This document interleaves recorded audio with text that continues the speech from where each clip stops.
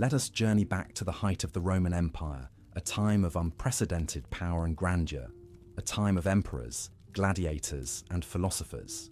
At its zenith, the Roman Empire stretched from the British Isles in the north to the deserts of Africa in the south, and from the Iberian Peninsula in the west to the fertile lands of Mesopotamia in the east. This was an empire where diverse cultures, languages, and traditions blended together under the shadow of the Roman eagle. It was a time of opulence and decadence, of innovation and conquest, and of cultural and intellectual flowering that left an indelible mark on the annals of human civilization. Picture the city of Rome in this era, the heart of the empire, pulsating with life and activity. The city's grandeur, reflected in its towering monuments, expansive public spaces, and lavish villas, was a testament to the empire's might and prosperity. Rome was a bustling metropolis, a city of contrasts, where magnificent temples and luxurious palaces stood alongside crowded tenements and bustling marketplaces. The city's streets were alive with the sounds of vendors hawking their goods, children playing, and the constant hum of human activity. At the same time, the city was also a place of quiet reflection, with serene gardens and tranquil public baths offering a respite from the urban bustle. The people of Rome were as diverse as the city itself. There were the patricians, the wealthy aristocrats who held the highest offices and wielded immense political power. They lived in grand villas, adorned with elaborate mosaics and frescoes, surrounded by lush gardens and attended by numerous slaves. Their days were filled with political maneuvering, public duties, and elaborate feasts and entertainments. Beneath the patricians were the plebeians, the common people of Rome. They were the backbone of the city, working as farmers, traders, craftsmen, and laborers. Despite their lower status, the plebeians had their own political institutions and were vital to the functioning of the empire. Life in the Roman Empire was not just about politics and power, but was also rich in cultural and intellectual pursuits. The Romans were great admirers of Greek culture and learning, and many of the empire's greatest thinkers and artists were heavily influenced by Greek ideas. Philosophy, literature, and the arts flourished under the patronage of the emperors and the wealthy elite. The works of poets like Virgil and Horace, and philosophers like Seneca and Marcus Aurelius, continue to be read and admired to this day. Yet, life in the Roman Empire was also marked by struggle and hardship.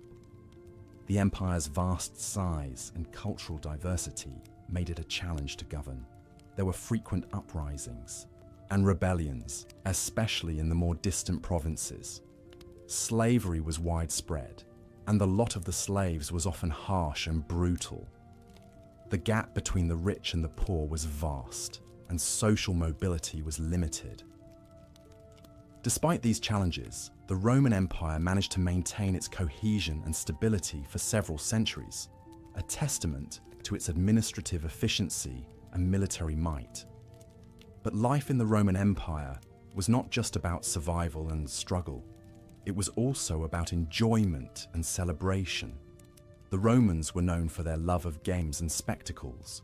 The Colosseum, the largest amphitheatre in the empire, was the venue for thrilling gladiatorial contests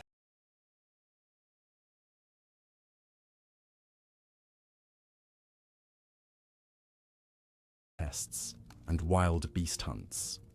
The Circus Maximus, a massive stadium, hosted thrilling chariot races that attracted tens of thousands of spectators.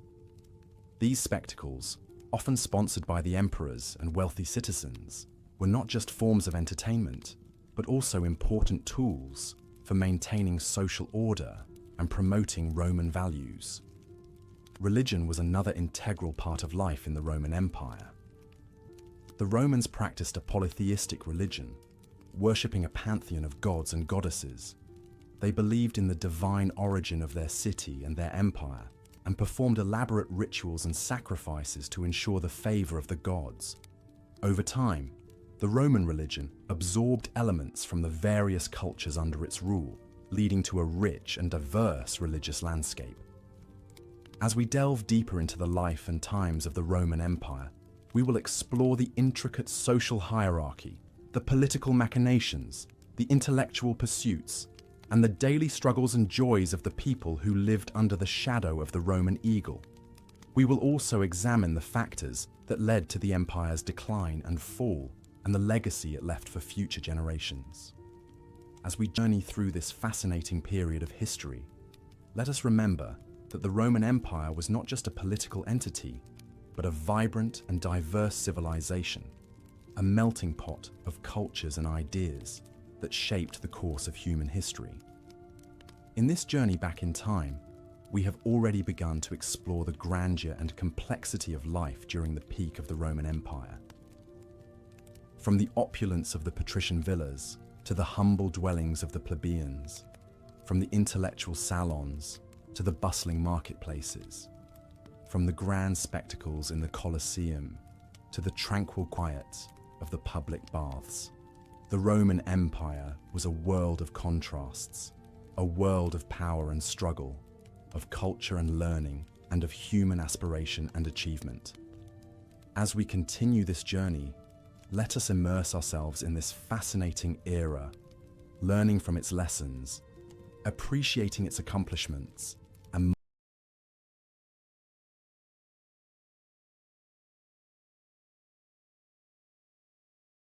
marveling at its enduring legacy. As we delve deeper into the remarkable fabric of the Roman Empire at its zenith, let's journey through the vibrant streets of Rome, the bustling heart of the empire. Imagine the sight of grand edifices and public structures, like the Colosseum and the Pantheon, that punctuated the city's skyline. These architectural marvels were a testament to Rome's unparalleled engineering prowess, and they continue to captivate us in the present day. The most common dwelling in Rome was the insula, or apartment building. These structures were often built cheaply and could be prone to fires and collapses. However, this was the everyday reality for most Romans, as only the wealthy could afford private homes. These domus were luxurious private residences with rooms arranged around a central courtyard, often adorned with intricate mosaics and frescoes. In the Roman society, the family was perceived as a fundamental unit. The paterfamilias, or father of the family, held an almost absolute power, known as patria potestas, over his kin. This power extended over his wife, children, and slaves, binding them into a single economic and legal entity. However, contrary to many preconceived notions, Roman women enjoyed a significant degree of freedom compared to their contemporaries in other ancient societies. They could own and inherit property and had the right to divorce. Slavery was an integral part of the Roman economy and society.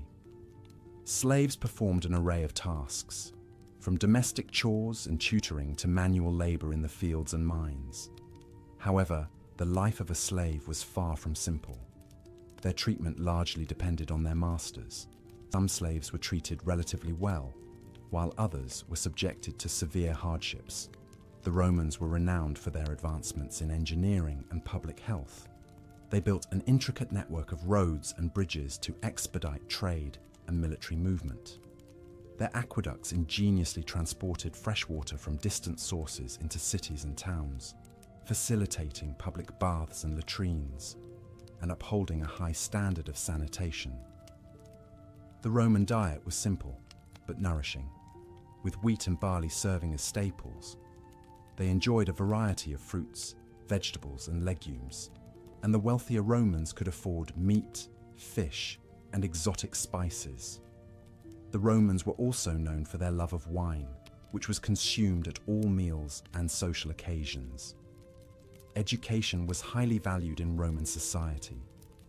Wealthy Romans often hired private tutors for their children, while the less affluent sent their children to public schools. The curriculum was rigorous, focusing on reading, writing, arithmetic, and moral conduct. Religion permeated every aspect of Roman life.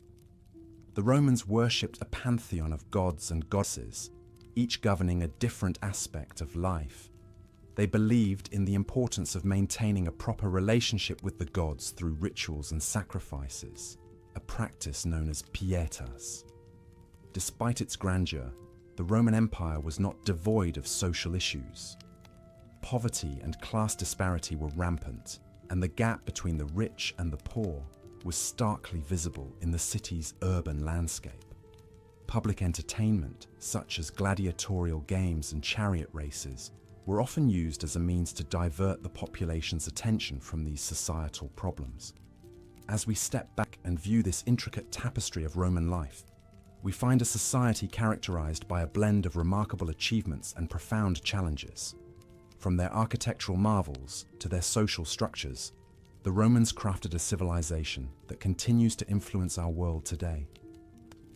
As we close our eyes and drift into sleep, we carry with us the echoes of this ancient world, reminding us of the indelible human capacity to create, adapt, and endure. As we delve deeper into the Roman Empire at its zenith, let's explore the remarkable city planning and infrastructure that underpinned its prosperity. Intricate designs, remarkable efficiency, and the use of advanced building materials were characteristic of Roman city planning, reflecting a society that valued organization, practicality, and luxury. At the heart of every Roman city was the Forum, a public square that served as the central hub for political, economic, and social activities. The Forum was typically surrounded by important government buildings, temples, and markets. It was here that citizens gathered to discuss politics, engage in trade, or simply socialize. Larger cities like Rome had multiple forums, each with its unique identity and purpose. A city's grandeur was often epitomized by its monumental structures. The most famous of these is perhaps the Colosseum in Rome, an engineering marvel that could accommodate up to 50,000 spectators. It was used for public spectacles such as gladiatorial contests, mock sea battles, animal hunts, and executions. But lest we think all Roman cities were adorned with such grandiose structures, it's worth noting that smaller towns and cities had their own amphitheatres, albeit on a more modest scale. A quintessential feature of Roman city planning was the grid system. Roads were laid out in a grid pattern, with the two main roads, the Cardo and Decumanus, intersecting at the centre of the city. This efficient layout facilitated easy navigation and had the added advantage of dividing the city into manageable blocks. The streets were often lined with shops and stalls, creating a lively and bustling atmosphere. But the Romans didn't just excel at city planning.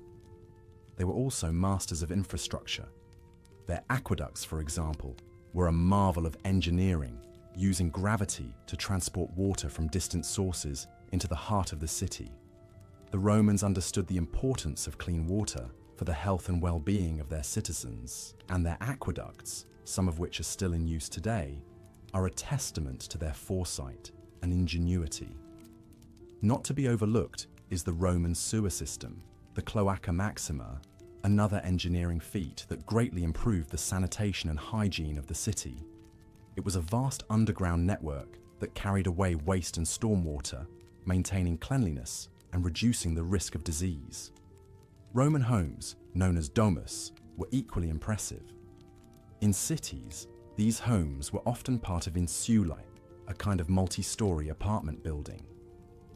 The ground floor was typically reserved for shops or businesses, while the upper floors housed the living quarters. Wealthier Romans, however, lived in detached houses with multiple rooms, a central courtyard, and often private baths. The baths were not merely a place for hygiene, but also a social centre. The grand bathhouses, like the baths of Caracalla in Rome, boasted an array of facilities, including hot and cold baths, saunas, gymnasiums, and even libraries. Patrons could enjoy a leisurely soak, exercise, or engage in intellectual discourse, all under one roof.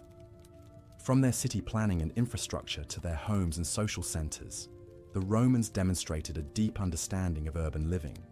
They recognized the need for organization, cleanliness, leisure, and community, and implemented these principles in their designs. This attention to detail, coupled with their technological prowess, contributed to the high standard of living during the peak of the Roman Empire. As we continue our journey, we will further explore the Roman lifestyle, their food, clothing, and entertainment, all of which played a significant role in shaping the unique culture of this great civilization. But for now, let's take a moment to appreciate the remarkable planning and infrastructure that underpinned the prosperity of the Roman Empire at its zenith. As we continue our journey into the past, we now find ourselves at the heart of the Roman Empire, its bustling capital, Rome. The city stood as a testament to the empire's grandeur, a place where one could witness the full breadth of Roman life and culture. Indeed, Rome was the epitome of what it meant to live during the peak of the Roman Empire. As we wander through the ancient city in our minds, we first come across the famous Roman bathhouses, or thermae. These were not merely places for hygiene, but served as social hubs, where Romans of all social classes would gather to gossip, conduct business, and relax after a long day. These bathhouses were architectural masterpieces, boasting large heated pools, steam rooms, and gymnasiums. Some, like the baths of Caracalla, even housed libraries, lecture rooms, and shops. The Romans took great care in their personal hygiene, and these bathhouses were a testament to that commitment. Stepping out of the warmth of the bathhouse, we find ourselves on the bustling streets of Rome. The city was a hive of activity. Streets and alleys were filled with vendors selling their wares, from fresh produce, fish, and meat, to clothing and jewelry. Slaves bustled about, carrying out their masters' orders.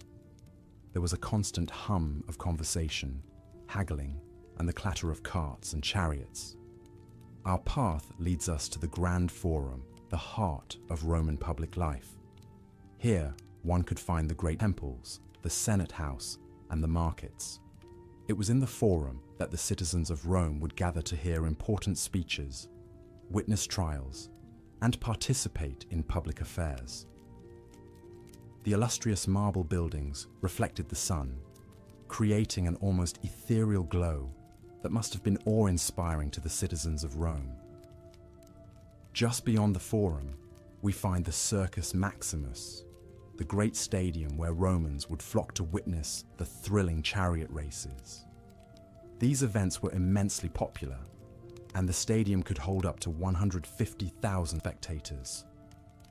The air would be filled with the roar of the crowd as they cheered for their favorite charioteers, adding to the exhilarating atmosphere.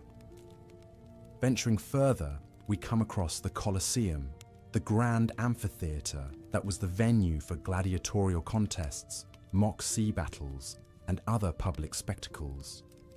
Here, Romans would gather to watch these violent yet captivating performances. The Colosseum could hold upwards of 50,000 spectators, and the elaborate shows were often sponsored by emperors as a means to gain popularity with the public. As the day winds down, we find ourselves in the residential districts of Rome. The wealthy lived in grand villas adorned with beautiful mosaics and frescoes, while the less fortunate resided in insular or apartment blocks. These were often cramped and lacked basic amenities, reflecting the stark divide between the rich and the poor in Roman society. As the sun sets, the city is illuminated by oil lamps, casting a warm glow on the stone buildings. The streets are quieter now, but the city is far from sleeping.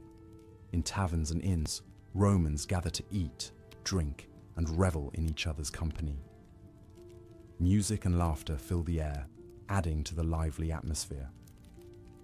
As we conclude our journey through the day in Rome, it becomes evident that life during the peak of the Roman Empire was defined by a vibrant social scene, an appreciation for the arts, and a strong sense of community.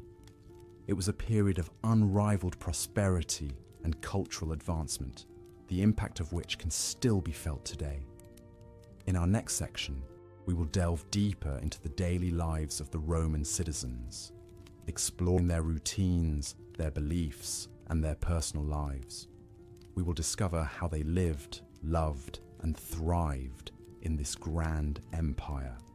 So, for now, close your eyes and imagine the glow of the Roman lamps, the hum of the city as it goes about its nightly routines, and the distant laughter from a nearby tavern. Let the sounds and sights of ancient Rome lull you into a peaceful sleep as we prepare for our next journey into the past. As we continue on our journey through the Roman Empire at its peak, we find ourselves landing in the bustling heart of the empire, Rome herself. It is important to remember that Rome was not just the capital, but a symbol of the empire's might, wealth, and grandeur. The city was a bustling metropolis, home to over 1 million residents, a figure that was indeed staggering for the era. Rome was a melting pot of cultures, languages, and traditions, all coexisting under the strong edifice of the Roman law and order. The city was a marvel of engineering and architecture, with grand structures like the Colosseum, the Forum, and the Pantheon. The streets were bustling with commerce, with traders from all corners of the empire selling their goods.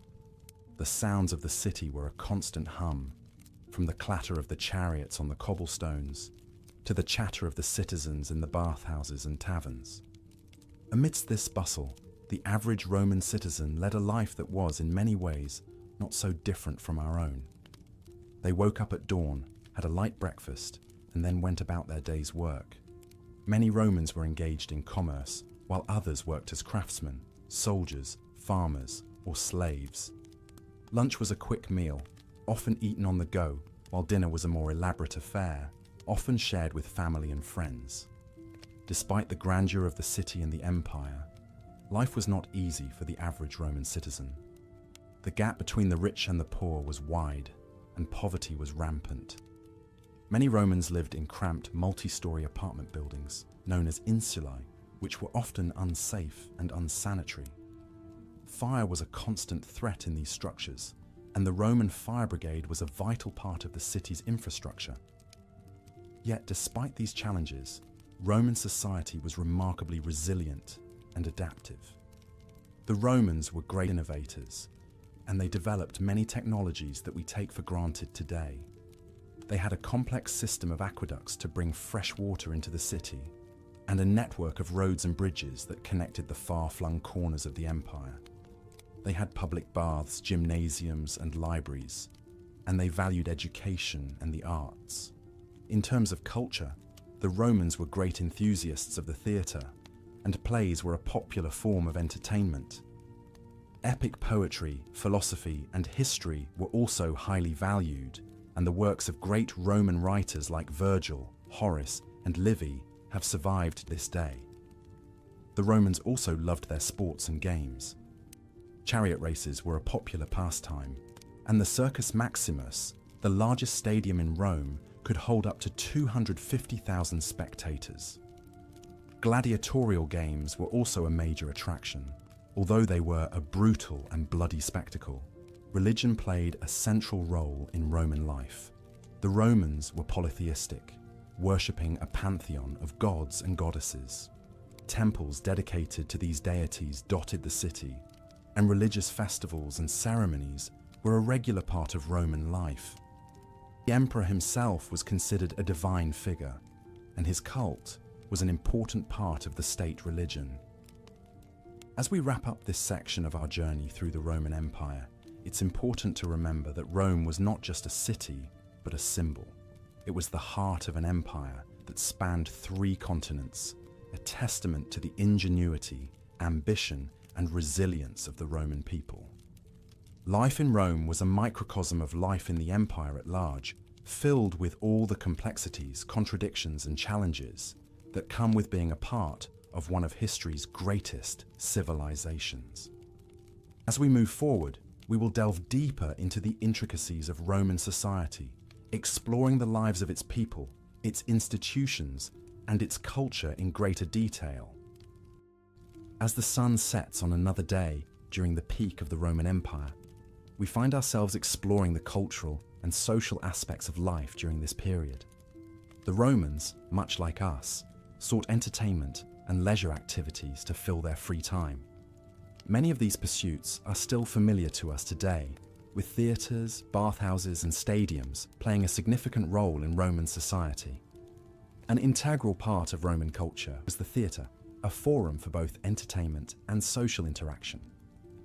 Performances were diverse, ranging from tragedies and comedies to pantomimes and mimes. Roman theatres were grand constructions, with seating for thousands of spectators. They were often located in the heart of the city, adding a vibrant pulse to the urban landscape. These performances served not just as a means of amusement, but also as a platform for social commentary, often reflecting the political and social issues of the time. Alongside the theatre, the Romans also found amusement in gladiatorial games. These were brutal affairs, with gladiators often fighting to the death. Despite their violent nature, the games were extremely popular, drawing crowds of spectators from all social classes. The spectacle was a powerful demonstration of Roman power and the might of the Roman military. The games were also a way for the emperors to gain favour with the masses, often sponsoring lavish spectacles at their own expense. However, it wasn't all violence and drama. The Romans also appreciated the finer thing in life. Bathhouses, known as thermae, were a common sight in Roman cities and towns. These were not just places for bathing, but also for socializing, conducting business, and even exercising. The larger bathhouses were architectural marvels, boasting heated floors, steam rooms, and ornate mosaics. It was a daily ritual for many Romans to visit the bathhouse, a testament to the importance of cleanliness and hygiene in Roman society. Roman cuisine, another fascinating aspect of their culture, was diverse and sophisticated. The diet of a Roman citizen would vary greatly depending on their social status. The wealthy Romans indulged in extravagant feasts, with dishes made from a variety of exotic ingredients. These banquets were often elaborate affairs, lasting several hours and accompanied by entertainment. On the other hand, the diet of the common Roman citizen was more modest, typically consisting of grains, fruits, vegetables, and occasionally meat. The social structure of the Roman Empire was rigid, with a clear distinction between the aristocratic elite and the common citizens. At the top were the emperors and the senatorial class, followed by the equestrians, and then the plebeians. Slaves, who were considered property rather than citizens, were at the bottom of this hierarchy. Despite these social divisions, there was a degree of social mobility within Roman society. Through military service, financial success, or political ambition, it was possible for individuals to rise through the ranks. This relative social mobility, along with the promise of Roman citizenship, made the empire an attractive prospect for many outside its borders. Education was highly valued in Roman society. Children from wealthy families were often tutored at home, learning a curriculum that included literature, history, and philosophy. The less privileged, however, often received a more basic education, if any at all. Regardless of social class, education was seen as essential for preparing young Romans for their roles as citizens and leaders. Religion played a crucial role in Roman society, with an extensive pantheon of gods and goddesses worshipped by the populace. Temples dedicated to these deities dotted the landscape of the empire, acting as centers for religious ceremonies and festivals. The Roman calendar was filled with religious observances, demonstrating the importance of religion in daily life. As we delve deeper into the life of the Romans, we begin to see a society that is both familiar and alien to us. Their customs, traditions, and daily routines offer a fascinating glimpse into a civilization that, despite its eventual decline, has left an enduring legacy on the world. As the night draws in, let's take a moment to appreciate the complexity and richness of Roman life during the peak of the empire. Tomorrow, we will continue our journey, exploring the political and military aspects of Rome at its zenith. For now, however, let's close our eyes and dream of the grandeur that was Rome. As we delve deeper into our exploration of life during the peak of the Roman Empire, or Pax Romana, we move our focus from the bustling streets and the grandeur of the public spaces to the intimate settings of Roman homes. The home, or domus, was a critical part of Roman society, and it offers us a fascinating glimpse into the daily life of the period. Roman homes varied greatly depending on the wealth and status of their owners. The rich lived in spacious, opulent houses decorated with intricate mosaics and frescoes, while the poor resided in cramped, multi-story apartment buildings known as insulae. The domus, the traditional home of the wealthy Roman, was a marvel of architectural design. The typical domus consisted of several rooms, including a dining room, triclinium, bedrooms, cubicula, a kitchen, and a study or office, tablinum. At the heart of the domus was the atrium, a large, open central space with an opening in the roof that allowed rainwater to collect in a shallow pool below, called the impluvium. This ingenious design provided natural light and ventilation, while also serving a practical function. The walls of these homes were often adorned with intricate frescoes, depicting scenes from mythology, landscapes, or daily life. Floors were often covered in mosaics, painstakingly crafted from tiny coloured tiles. The themes of these mosaics range from simple geometric patterns to complex scenes from mythology, history, or the natural world. These decorative elements were more than just aesthetic. They were a way for the homeowner to display their wealth, taste, and education. The Roman domus was also a place of work. Many wealthy Romans had shops or offices attached to their homes where they conducted their business affairs. Slaves performed much of the actual labour, whether it be managing a shop, cooking meals, or cleaning the home.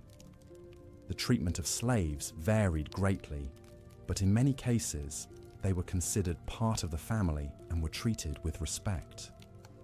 In contrast to the domus, the insulae were crowded, multi-story apartment buildings that housed the city's lower classes. These buildings were often poorly constructed and prone to fires and collapses. The apartments themselves were small and cramped, often with a single room serving as both a living and sleeping area. Despite these hardships, the insulae were vibrant places, teeming with life and activity. Food and dining were central aspects of Roman life. Meals were simple for the lower classes, often consisting of grain, vegetables, and occasionally meat or fish. The wealthy, however, indulged in extravagant feasts that showcased their wealth and status. A typical banquet might include a range of dishes from oysters to peacock, accompanied by fine wines, and followed by entertainments such as music, dancing, or poetry readings. Education was highly valued in Roman society. Children were taught at home by their parents or private tutors until the age of 7, when they began formal schooling. Boys and girls were educated separately, with boys learning reading, writing, arithmetic, and rhetoric, while girls were taught spinning, weaving, and other domestic skills. Religion permeated every aspect of Roman life, from the public rituals performed in the temples and at the public games, to the private ceremonies conducted in the home. Each home had a small shrine, or lararium, where the household gods were worshipped. These gods, or lares, were believed to protect the home and its inhabitants. In our next section, we will explore the fascinating world of Roman entertainment, where gladiatorial contests and chariot races captured the imagination of the populace and provided a welcome distraction from the challenges of daily life. As we continue our journey through the peak of the Roman Empire, let your mind wander through the streets of Rome, from the grand villas of the wealthy to the bustling insulae of the poor, imagining the sights, sounds, and smells of this remarkable period in history. As we continue our exploration of life during the peak of the Roman Empire, we now turn our attention towards the political structure and the military that form the backbone of this historical powerhouse. At the heart of the Roman political system was the Senate, an advisory council made up of Rome's most prestigious citizens. The Senate held enormous sway over the Roman state and was composed of lifelong members, usually former magistrates. The Senate was not only a political body, but also a social institution, a sort of gentleman's club where the elite could discuss matters of state and society. The Senate's primary role was to advise the magistrates and the people, but its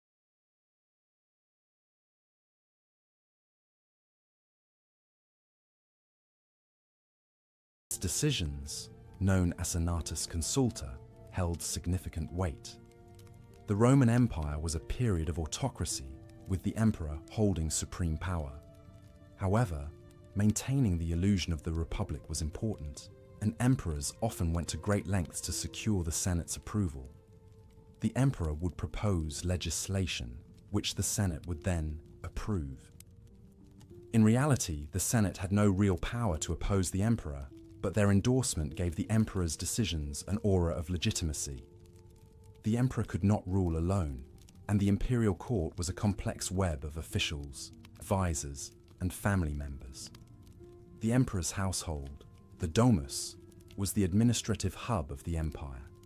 Here the emperor was surrounded by a multitude of advisors, freedmen, slaves, and family members who helped him rule. The court was a hotbed of intrigue, with factions vying for the emperor's favor.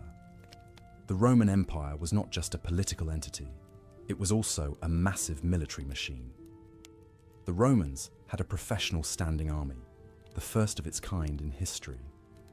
The backbone of this army was the legions, units of about 5,000 men each, which were further divided into centuries of around 80 men.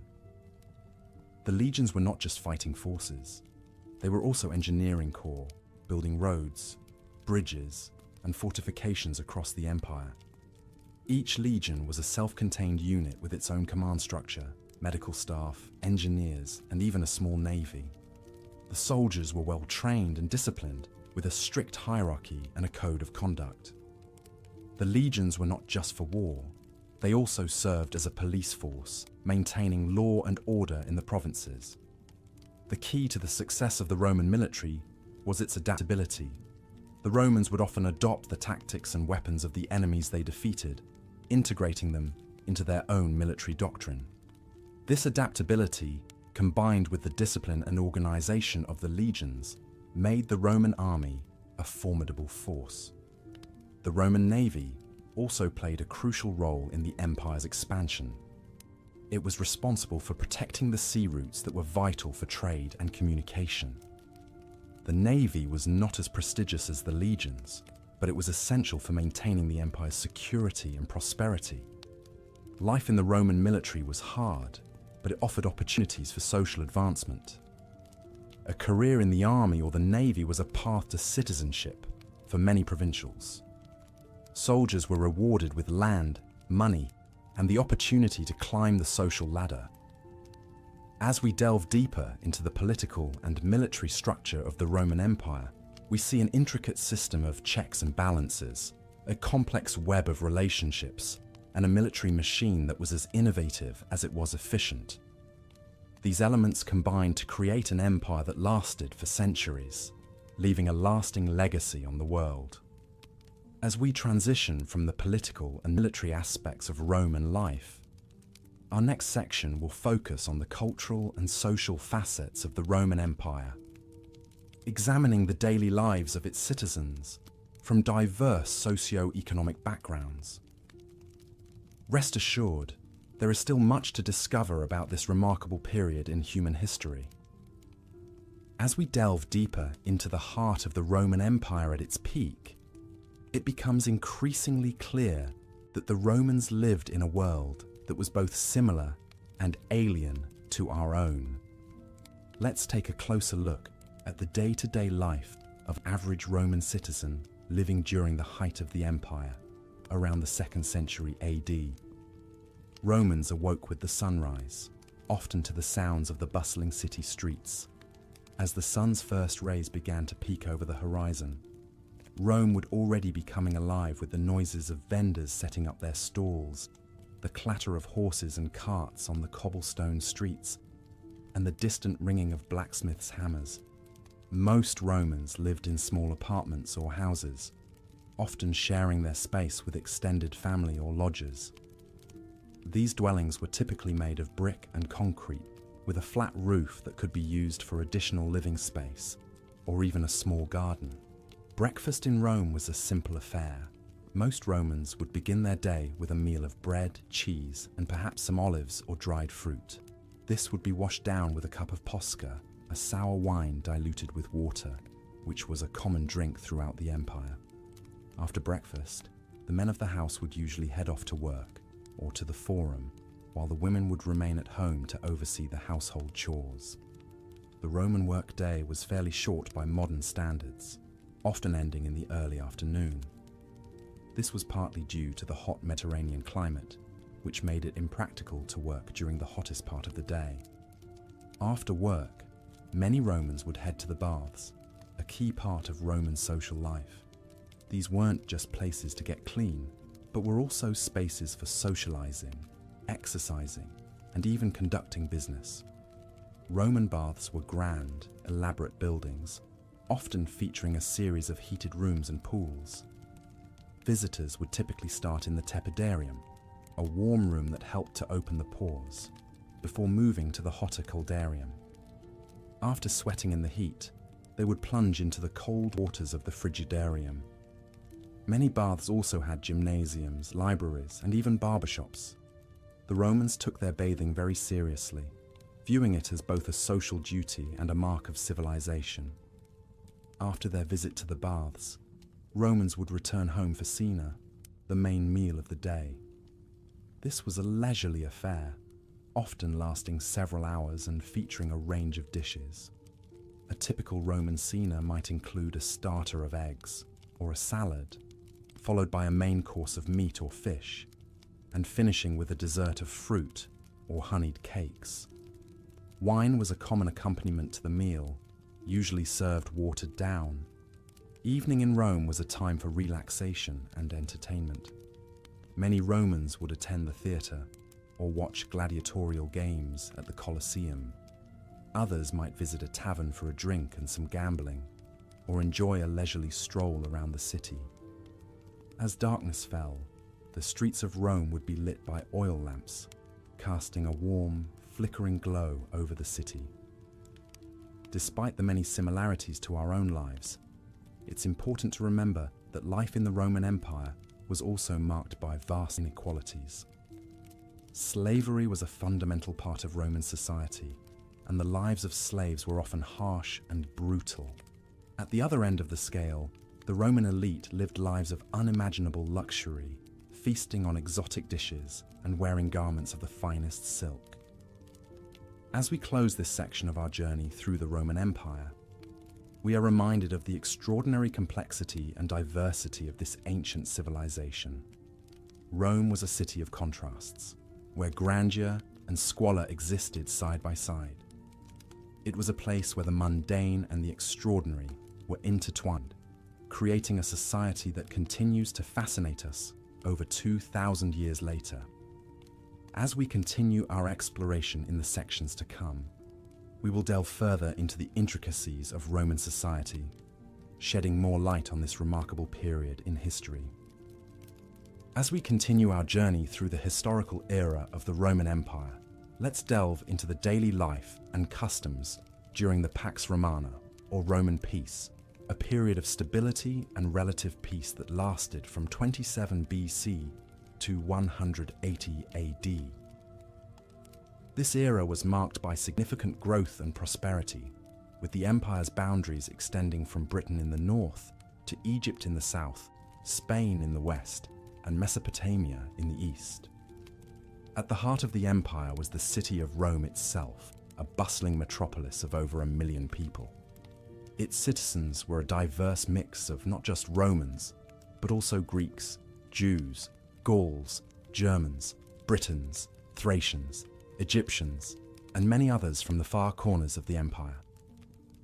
Rome was the hub of trade, politics, and culture, with magnificent public buildings and luxurious private homes showcasing the wealth and power of the empire. Roman society was strictly hierarchical. At the top of the social pyramid were the senators, members of the oldest and wealthiest families of Rome, who held most of the political power. Below them were the equestrians, wealthy businessmen and professionals. The bulk of the population were the plebeians, free citizens who could vote but held little political power. At the bottom were the slaves, who had no rights and were considered property. Life in Rome was a blend of work, leisure, and public participation. Most Romans worked 6 days a week, with businesses and shops opening early in the morning and closing in the afternoon. Many Romans were traders, artisans, or farmers, though some held jobs as teachers, doctors, or civil servants. Slaves performed much of the manual labor, from construction work and rowing ships to household chores. Despite the long hours of work, Romans also knew how to enjoy life. Public baths were a popular place for socializing after a day's work, where Romans could relax, play games, and discuss politics. The Romans loved their games, from board games like tabula, similar to backgammon, to physical activities like wrestling and horse racing. The most popular spectator sport was the gladiatorial games, where trained fighters battled each other, or wild animals, in front of large, cheering crowds. Food was another important aspect of Roman life. Most Romans ate 3 meals a day: a light breakfast, a main meal at midday, and a light dinner in the evening. The diet of the common Roman consisted mostly of cereals, bread, cheese, fruits, vegetables, and occasionally meat. The wealthy, on the other hand, indulged in extravagant feasts with exotic dishes, fine wines, and elaborate desserts. Education was highly valued in Roman society. Wealthy families often employed tutors to educate their children at home, while poorer families sent their children to school. Boys and girls both received basic education, but higher education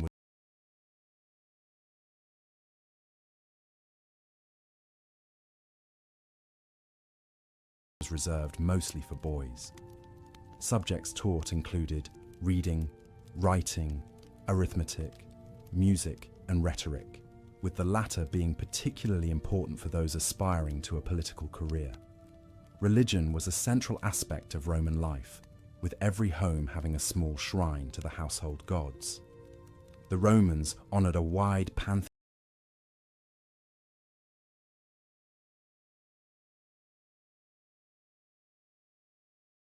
of gods and goddesses, each presiding over different aspects of life. Temples were common sights in Rome, and religious festivals, sacrifices, and processions were frequent occurrences. The Romans also believed in divination and consulted soothsayers for guidance on important decisions. As we immerse ourselves in the tapestry of daily life during the Pax Romana, we can better appreciate the complex society and culture that the Romans built. Join us in our next segment as we further explore the political and military systems of the Roman Empire and the extraordinary engineering feats that still inspire awe today. As you drift into sleep, imagine the bustling streets of Rome, the cheering crowds in the Colosseum, and the quiet whisper of prayers in the temples, and let the echoes of this ancient civilization lull you into peaceful dreams. As we delve deeper into the grandeur of the Roman Empire, we now shift our gaze towards the societal structure that formed the backbone of this great civilization. The structure of Roman society was very hierarchical, and it was broadly divided into the categories of patricians, who were the aristocratic families, the plebeians, the common people, and the slaves. The patricians were the elite of Roman society. They were the wealthy landowners and the political leaders. They lived in large, luxurious houses, often on hills overlooking the city, and they enjoyed a life of leisure and luxury. They would spend their days in the forum, discussing politics, attending religious festivals, or watching gladiatorial games. The patricians were also the ones who held high offices in the government, including the position of consul, the highest elected office in the Roman Republic. In stark contrast to the patricians, the plebeians were the common people of Rome. They were the farmers, the tradesmen, the soldiers, and the laborers. Though they made up the majority of the population, they had little political power and were often at the mercy of the patricians. However, over time, the plebeians were able to win certain rights and privileges, including the right to elect tribunes who could veto the actions of the consuls. Despite these gains, the life of a plebeian was often hard, with long hours of work and little time for leisure. However, it is important to note that the line between plebeians and patricians was not always clear-cut. Many plebeians were able to gain wealth and status through their efforts in trade or military service. These new men, as they were called, often tried to emulate the lifestyle of the patricians, building large houses and sponsoring public games and festivals. Slavery was a significant part of Roman society and the economy. Slaves were used for a variety of tasks, from agricultural labor to household chores. They could be bought and sold at markets, and they were often treated harshly by their masters. However, it was possible for a slave to earn their freedom, and freed slaves could become citizens, albeit with limited rights. The Romans had a unique way of looking at wealth and status. Unlike many societies, they did not necessarily equate wealth with virtue. Instead, they valued a concept they called dignitas, which can be loosely translated as dignity or prestige. This was a measure of a person's influence, reputation, and standing in society. A person could increase their dignitas by serving in the military, holding public office, or sponsoring public works. In terms of entertainment, the Romans had a love for spectacle and drama. The Colosseum, with its gladiatorial games, was the epitome of this. These games, often sponsored by wealthy patricians, would draw crowds of tens of thousands. Gladiators, who were often slaves or criminals, would fight to the death for the entertainment of the crowd. The Romans also loved theatre, and plays were often performed at festivals and religious ceremonies. Religion played a crucial role in Roman society, and it was deeply ingrained in every aspect of life. The Romans worshipped a pantheon of gods and goddesses, each with their own domain and responsibilities. Religious festivals were a common occurrence, and they often involved sacrifices, prayers, and processions. The Romans believed that by honoring the gods in these ways, they could ensure their favor and protection. Education was highly valued in Roman society, and it was seen as key to advancing one's status. Wealthy Romans would hire tutors for their children, who would teach them reading, writing, arithmetic, and the classics. The goal of education was not only to impart knowledge, but also to instill the values and virtues that were important to Roman society. In conclusion, life during the peak of the Roman Empire was characterized by a sharp division between the classes, a love for spectacle and drama, a deep respect for the gods, and a strong emphasis on education. Despite the hardships faced by many, it was a society marked by a rich culture and a deep sense of dignity and honor. It's easy to see how this complex and vibrant society was able to dominate the ancient world for so many centuries. In the previous sections, we have discussed the rise of the Roman Empire, its political structure, and the daily life of its citizens. In this part, we will delve into the social structure and the dynamics of Roman society during its peak. The Roman Empire, like any other ancient civilization, was marked by a rigid social hierarchy. At the top of this echelon were the patricians, who were the aristocrats, essentially the ruling class, who held most of the political power. They were the descendants of the original senators of Rome, chosen by Romulus, the mythological founder of Rome. Patrician families enjoyed many privileges, including the exclusive right to hold certain high offices such as consul and censor. Their wealth came from large estates, or latifundia, worked by slaves or tenant farmers. Below the patricians were the equestrians, also known as the equites, or the knight class. Initially, this class was defined by their ability to afford a horse for military service, but over time, it evolved into a wealthy business class. They were involved in various commercial activities, including tax collection, and often served as public contractors. Their economic power eventually allowed them to wield substantial political influence, despite not having the same formal political rights as the patricians. The largest class by far was the plebeians, who were free Roman citizens, not part of the patrician or equestrian classes. They were the artisans, merchants, farmers, and laborers who formed the backbone of the Roman economy. While they had the right to vote, they were initially barred from holding higher political offices.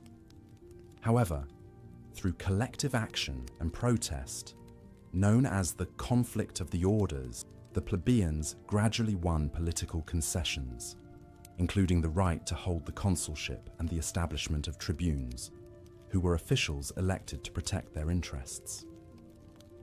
At the very bottom of the social pyramid were the slaves and freedmen. Slavery was an integral part of Roman society, with slaves being used for various tasks, from household chores to gladiatorial combat. It's important to note that Roman slavery was not based on race, but rather on capture in war, punishment for crime, or the inability to pay debts. Freedmen, on the other hand, were former slaves who had either bought their freedom or had been granted it by their masters. Although freedmen had most of the rights of a Roman citizen, they were not viewed as social equals by the freeborn citizens. The social structure of Rome also had a gendered aspect. While men dominated the public sphere, women in Rome had a degree of personal and economic independence not common in the ancient world. They could own property, engage in business, and initiate divorce. However, they could not vote or hold public office. The Roman Empire was also renowned for its multiculturalism. With the expansion of the empire, a multitude of cultures, languages, and religions were absorbed into Roman society. This cultural diversity was evident in all aspects of Roman life, from its cuisine and fashion to its religious practices and artistic expressions. During the peak of the Roman Empire, social mobility was possible to an extent. A plebeian could amass wealth and join the equestrian class. A slave could be freed and become a wealthy businessman, and an equestrian could enter the Senate if he met the property qualification.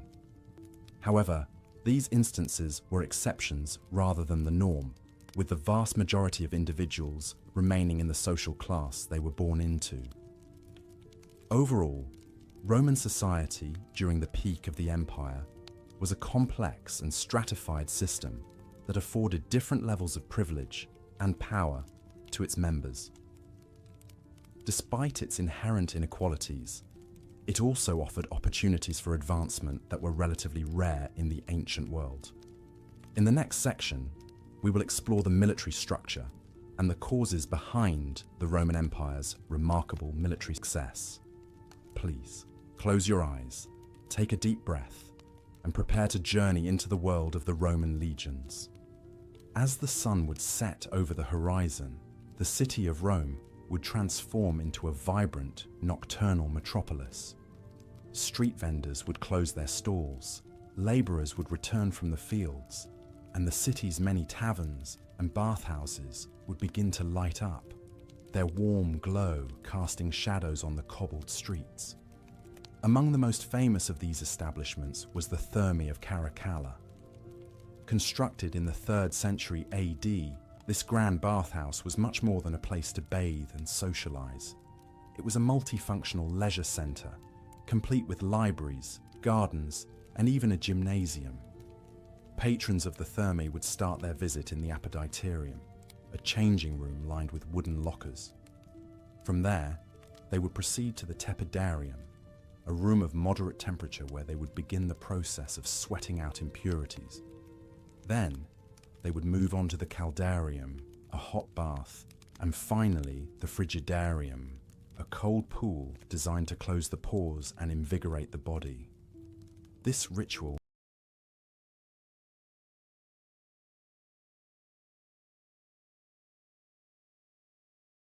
not only promoted hygiene, but also relaxation and camaraderie among the patrons, who ranged from politicians to poets, generals to gladiators. After a visit to the bathhouse, Romans might attend a banquet, another cornerstone of social life in the empire. These events were extravagant affairs, with guests reclining on couches and enjoying delicacies like roasted peacock and stuffed dormice. The wealthier the host, the more lavish the banquet, with some aristocrats employing professional entertainers to amuse their guests.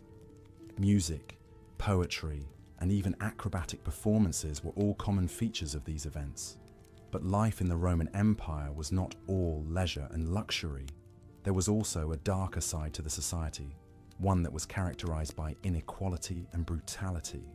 While the wealthy enjoyed the comforts of villas and banquets, the poor lived in squalid conditions, often in cramped multi-story apartment buildings known as insulae. These buildings were prone to collapse and fire, and the residents often lacked basic amenities like running water or sanitation. Moreover, the empire was built on the backs of slaves, who performed a wide range of tasks, from manual labor in the fields to domestic service in the homes of the wealthy.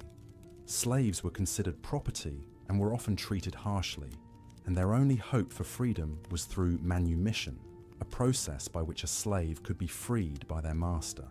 Despite these challenges, the Roman Empire was a remarkably stable society, characterized by a strong legal system and efficient administration.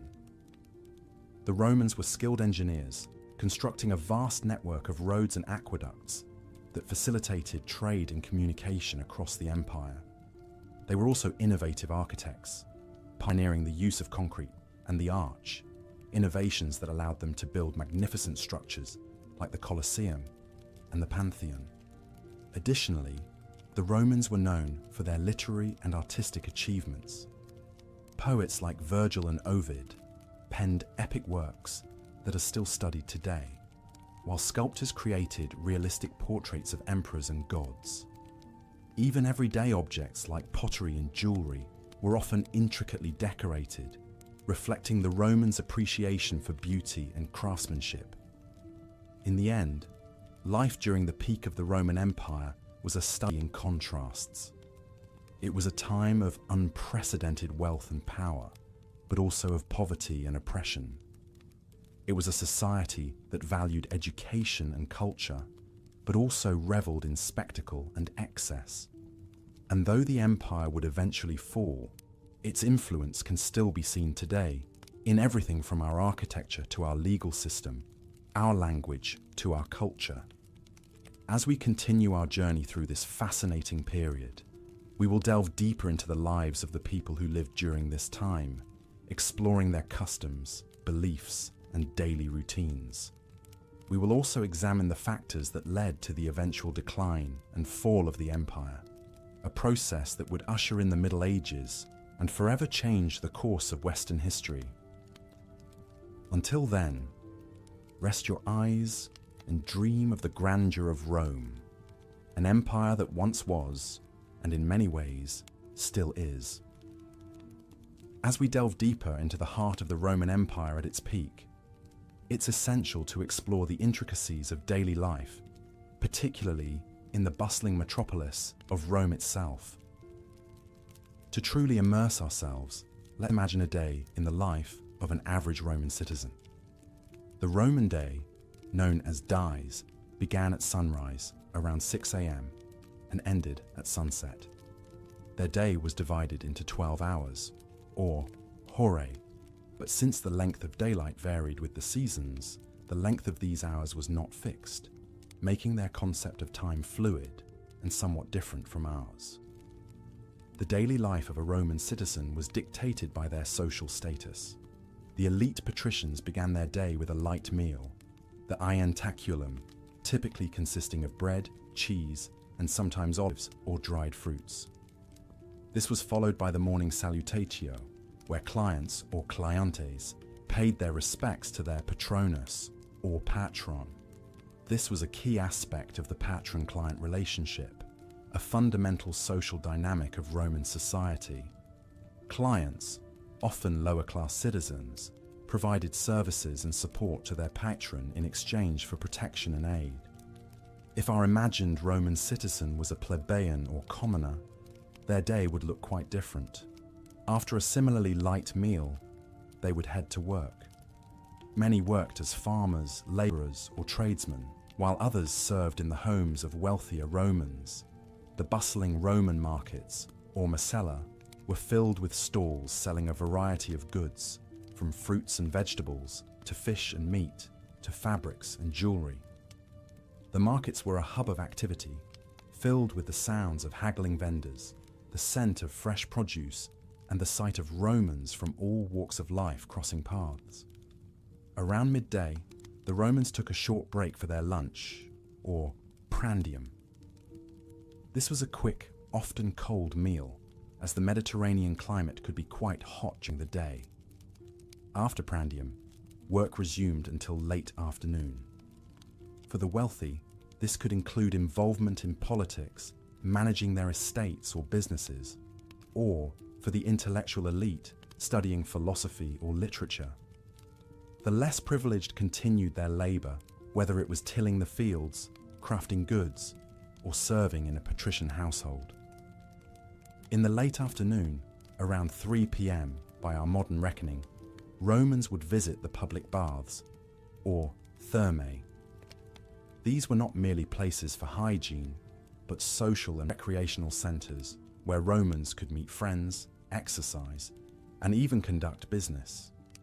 The baths were an architectural marvel of the Roman Empire, with facilities including hot and cold pools, steam rooms, and gymnasiums. Our Roman citizen, regardless of their social standing, would have spent a considerable amount of time here, as it was an integral part of their daily routine. As evening approached, the main meal of the day, the cena, was served. For the wealthy, this was often a lavish affair, with multiple courses and a variety of delicacies, from oysters to peacock tongues. For the common Roman, cena was simpler, usually consisting of a grain-based dish, vegetables, and occasionally meat or fish. Following cena was the commissatio, a drinking party that marked the end of the day. The wealthy often hosted these parties in their luxurious homes, while the less affluent might gather at a local tavern or popina. As the wine flowed, Romans would engage in lively conversation, play games, and enjoy entertainment such as music or performances. As we imagine the life and routine of our Roman citizen, it's important to remember that while the Roman Empire was a society of great wealth and advancement, it was also a society of stark contrasts. The extravagance of the wealthy was balanced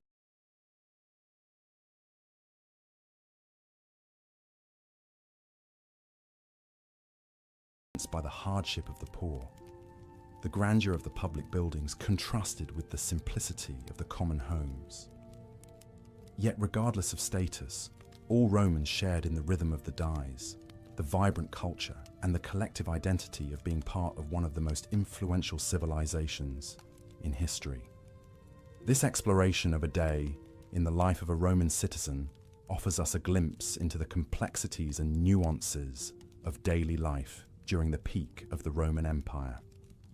As we continue our journey, we'll delve deeper into the societal structures, cultural practices, and historical events that shaped this remarkable civilization. As we delve deeper into the rich tapestry of the Roman Empire at its peak, we find ourselves wandering through the bustling streets of Rome, a city thriving with unparalleled cultural and economic prosperity. Outsiders were drawn towards Rome's magnificence, its architectural grandeur, and the promise of a life full of opportunities and adventures. The city, during this period, was not merely a geographic location, but a potent symbol of power, civilization, and grandeur. Imagine being a Roman citizen in the first 2 centuries AD. As dawn breaks, you would be awakened by the distant hum of the city coming to life. The smell of fresh bread wafts from the bakeries. The clatter of metal from blacksmith shops reverberates through the narrow alleyways, and the clamour of traders and merchants fills the air with an infectious energy. As you step out onto the cobblestone streets, you'd see a variety of people going about their daily routines. The majority of the Roman population comprised of artisans, labourers, and small-time merchants. They were the backbone of the Roman economy, contributing significantly to its prosperity. The middle class, or the equestrians, were successful business owners and government officials. And then there were the patricians, the upper class of the society, who were large landowners and held high-ranking political positions. Education was highly valued in Roman society. Wealthy families employed a private tutor or sent their children to a ludus, where they were taught grammar, rhetoric, philosophy, and physical education. The less privileged, however, had limited access to education, their knowledge often restricted to what they learned from their parents or through apprenticeships. Despite the social disparities, Roman society was bound by a shared love for entertainment and leisure. Public bathhouses, or thermae, were popular social spaces where Romans of all classes could relax, exercise, and engage in intellectual discourse. Similarly, the amphitheatres, the most famous being the Colosseum, were venues for a variety of public spectacles, from gladiatorial contests to dramatic performances. The Roman diet was simple yet nourishing, with staples like wheat, olive oil, and wine. Wealthy Romans had the luxury of indulging in elaborate feasts with a variety of meats, seafood, fruits, and desserts. The less fortunate survived on a more austere diet of porridge, bread, and sometimes a small portion of meat or fish. The Roman Empire was renowned for its advanced legal system, which laid the foundation for many modern legal principles. The law governed all aspects of Roman life, from property rights to criminal proceedings. It was administered by a complex hierarchy of officials and courts, with the emperor at the top, acting as the supreme judge. In terms of religion, the Romans worshipped a pantheon of gods and goddesses, each governing an aspect of life. They believed that maintaining a good relationship with the gods would ensure peace and prosperity. This belief was manifested through various rituals, sacrifices, and public festivals. As we step back from this vivid snapshot of a day in the life of a Roman citizen, we appreciate the empire's rich cultural diversity, advanced societal structure, and the pulsating energy that coursed through its core. The Roman Empire, at its zenith, was not simply an epoch of power and territorial expansion, but a crucible of human experiences and societal advancements, the echoes of which can still be heard in our modern world. In the next section, we will explore the political intricacies that governed this magnificent empire. But for now, let your thoughts wander through the grand streets of Rome as you drift into a peaceful slumber. As we continue our journey into the heart of the Roman Empire at its zenith, we delve into the intricacies of Roman politics and the sheer dominance of the Roman military. The Roman Empire, in its grandeur and glory, was a complex structure of governance that was a blend of autocracy and democracy.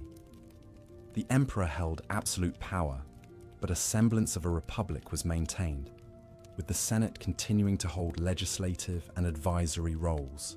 The Roman political system was a unique blend of monarchy, oligarchy, and democracy, a combination that was unheard of during that time. Although the emperor was the supreme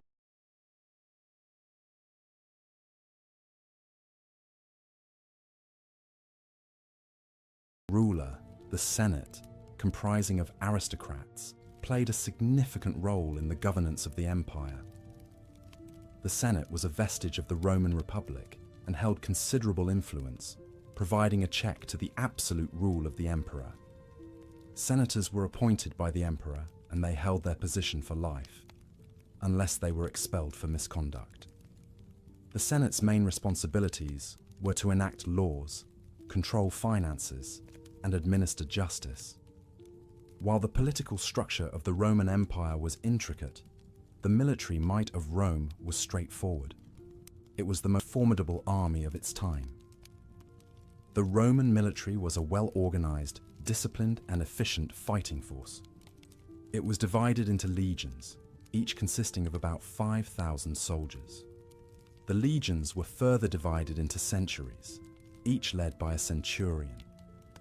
The Roman military was a meritocracy, with promotions based on courage and competence rather than social status. The military might of Rome was not solely due to the discipline and organization of its army. The Romans were also innovators in military technology. They developed pilum, a type of spear that was designed to bend upon impact, making it impossible for the enemy to throw it back. The Romans also engineered roads and bridges, which facilitated the quick movement of their troops and supplies. The Roman Empire was not just a military and political powerhouse. It was also a hub of culture and learning. Roman literature, art, architecture, and philosophy still influence our world today. The Romans were great patrons of the arts. Emperors often commissioned grand architectural projects, such as the Colosseum, the Pantheon, and the Baths of Caracalla, to demonstrate their wealth and power. Roman literature was rich and varied, with works ranging from epic poems to philosophical treatises. The works of Virgil, Ovid, Horace, and Seneca are still studied and admired today. Roman philosophy, particularly Stoicism, had a significant influence on the empire. The Stoics believed in the importance of virtue and the pursuit of wisdom. They taught that one should strive to maintain tranquility and peace of mind, regardless of the external circumstances. The culmination of Roman culture, politics, and military might was evident in their legal system. Roman law was a sophisticated system of statutes, legal principles, and court decisions. It was based on the principle of justice and the rule of law. The Romans created a legal system that was designed to be fair and just, and it served as the foundation for many modern legal systems. As we reflect on the grandeur of the Roman Empire, we must also acknowledge its shortcomings. There was a significant gap between the rich and the poor, with a small elite enjoying immense wealth, while the majority of the population lived in poverty. Slavery was common, with slaves making up a significant portion of the population. Despite these flaws, the Roman Empire remains one of the most influential civilizations in human history.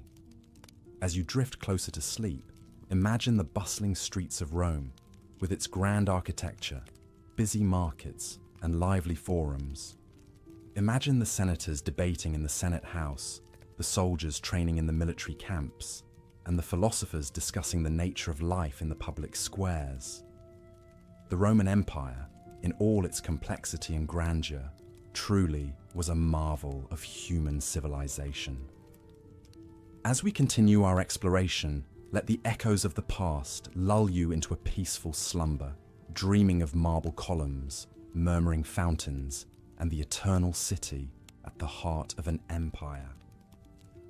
As we continue to explore the complexities of life during the peak of the Roman Empire, we now turn our focus towards its economy and trade. Rome's economy was a complex and multifaceted system, which was interwoven with their political structure and cultural norms. Its strength was based on agriculture, trade, and slave labor. The vast expanse of the Roman Empire, which spanned 3 continents, brought with it a wide variety of trade goods and opportunities. At the heart of Rome's economy was agriculture. A majority of Rome's populace was involved in farming in some manner. From the rich patricians who owned vast estates, to the poor plebeians who tilled the soil, everyone had a stake in the harvest. Grain, particularly wheat, was the staple crop, but vineyards and olive groves were also prevalent. The rich soil of the Italian peninsula, coupled with the temperate Mediterranean climate, made it ideal for agriculture. The production of food was not just for local consumption, but also for export to other parts of the empire. Rome's agricultural surplus was one of the key factors that allowed it to sustain its vast population and military. Trade was another vital part of the Roman economy. Rome was a hub of commerce, with goods flowing in from all corners of the empire. The Mediterranean Sea, often referred to as the Roman Lake, was the chief conduit for this trade. Ships laden with grain from Egypt, spices from the East, and tin from Britain would dock at the bustling ports of Rome. The city's markets were filled with a plethora of goods from all over the known world, a testament to the empire's reach and power. Local craftsmen also contributed to the trade, producing goods such as pottery, textiles, and metalwork, which were exported across the empire. One cannot discuss the Roman economy without mentioning slave labor. Slavery was a deeply ingrained part of Roman society, and it underpinned much of the economy. Slaves worked in all sectors, from agriculture to crafts, and even in the homes of the wealthy. They were bought and sold in markets, and their labor contributed significantly to Rome's wealth and prosperity. While the treatment of slaves varied, their lives were often harsh and filled with hardships. Despite the prosperity and abundance, the Roman economy also had its share of problems. Inflation was a recurring issue, brought on by the empire's constant military campaigns and the resultant debasement of the currency. The gap between the rich and the poor was stark, with the bulk of the wealth concentrated in the hands of a small elite. This socio-economic divide would eventually contribute to the empire's decline. However, during its peak, the Roman Empire was a testament to the power of economic organization and trade. Its ability to harness the resources of a vast territory and channel them into a single, unified economy was a remarkable feat. The impact of Rome's economic system can still be felt today in the foundations of modern economies and trade practices. So, as you lay back and let your thoughts drift, imagine the bustling Roman markets filled with goods from distant lands, the rustling wheat fields under the Mediterranean sun, and the clinking of coins changing hands.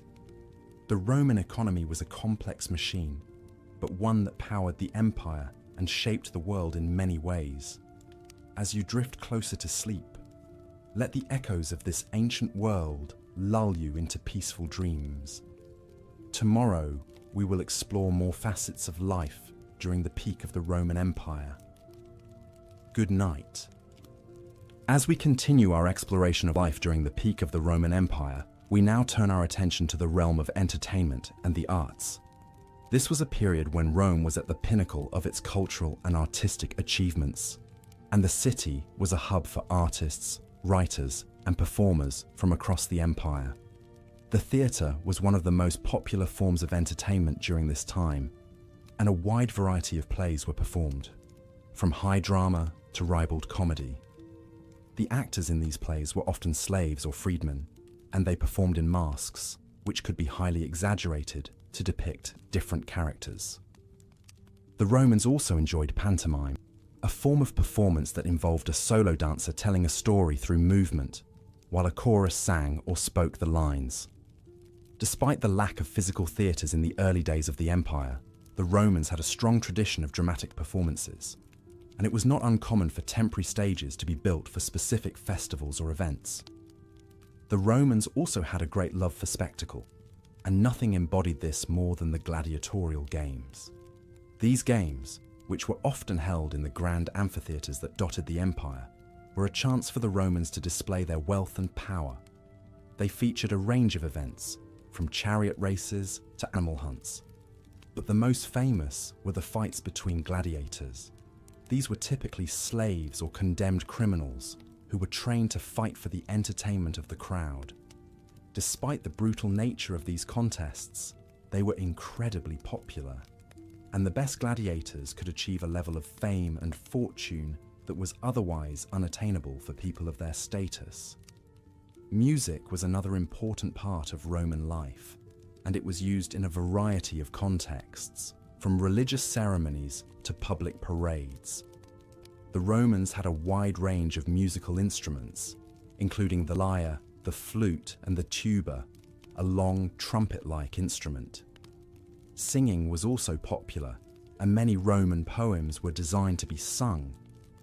The Romans also developed a form of notation to record their music, although sadly, very few examples of this have survived to the present day.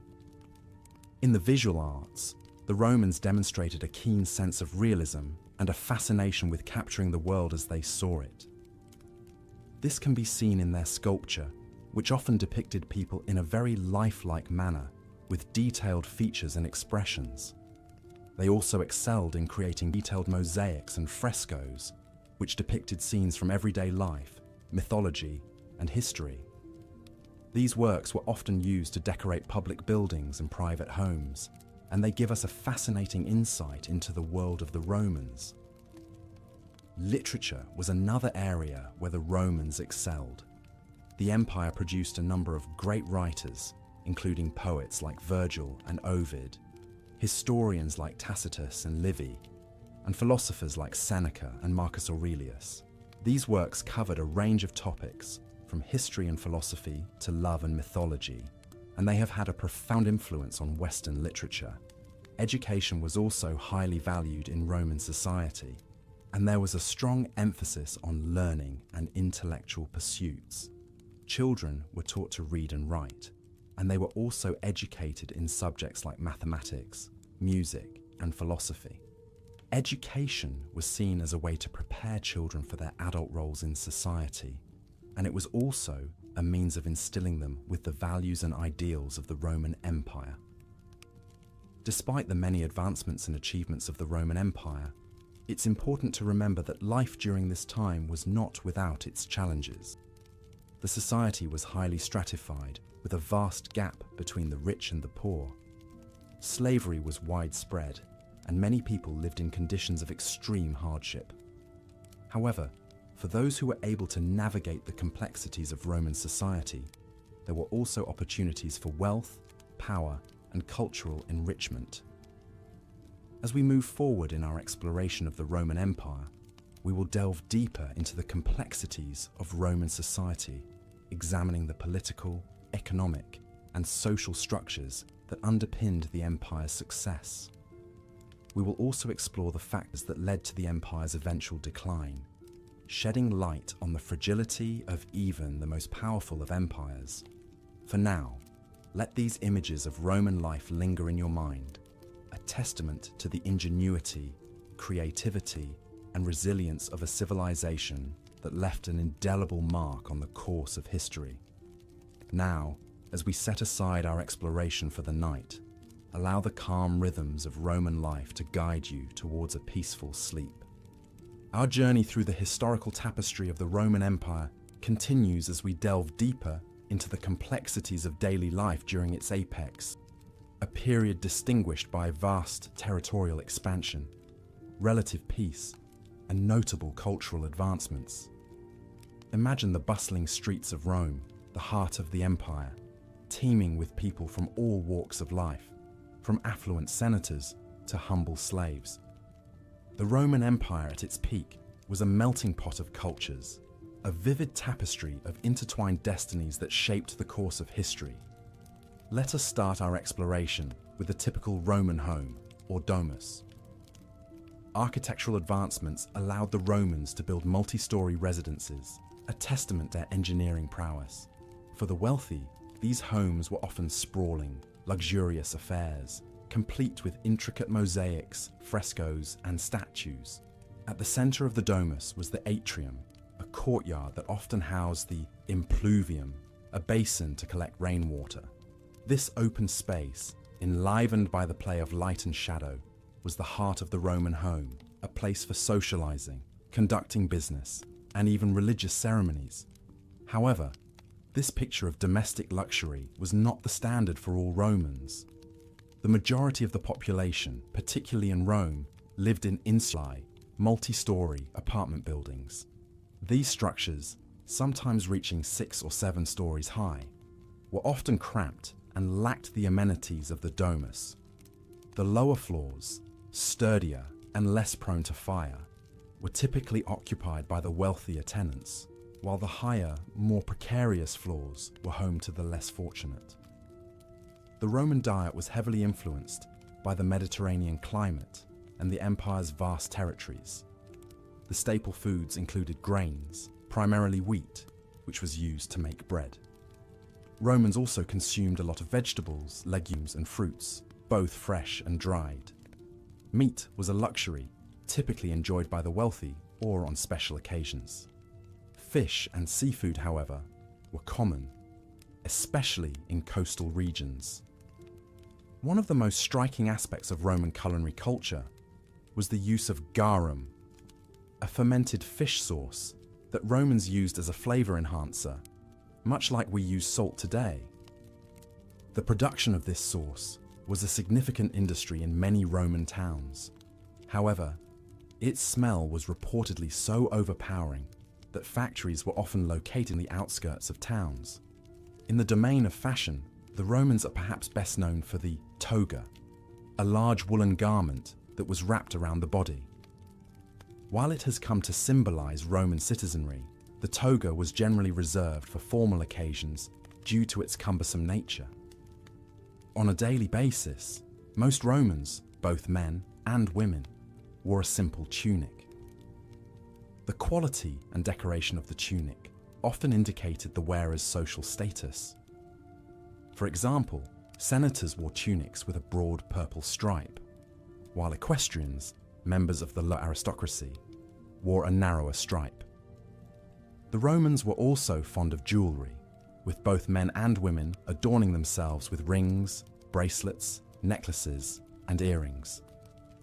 Wealthier Romans often had jewelry made of gold and adorned with precious gems, while those of more modest means wore pieces made from less expensive materials. On the topic of leisure, the Romans had a penchant for public spectacles. The Colosseum, perhaps the most iconic structure from this period, was the site of gladiatorial contests, mock naval battles, and other public spectacles. Theatre was another popular form of entertainment, with comedies being particularly well liked. Most towns and cities in the empire had a theatre, and performances were often a part of religious festivals. Trade was a vital part of life in the Roman Empire, with goods flowing in from all corners of the empire. The marketplace, or forum, was the center of commercial life, with merchants selling everything from foodstuffs to clothing to exotic goods from far-off lands. The Romans also developed an impressive road system, which facilitated trade and military movements. In this period of Roman history, we see a society characterized by contrast and diversity, from the luxurious homes of the wealthy to the cramped apartments of the poor, from the opulent feasts of the aristocracy to the simple meals of ordinary citizens. The Roman Empire was a complex and vibrant world.